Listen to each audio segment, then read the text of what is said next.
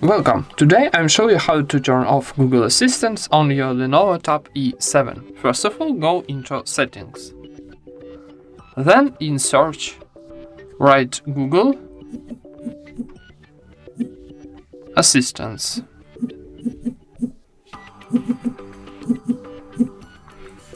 Google Assistant Go. Click. And then click Disable. Confirm, disable up, and now you have unactivated your Google Assistant. Thank you for watching, leave thumbs ups and comments, and subscribe to our channel.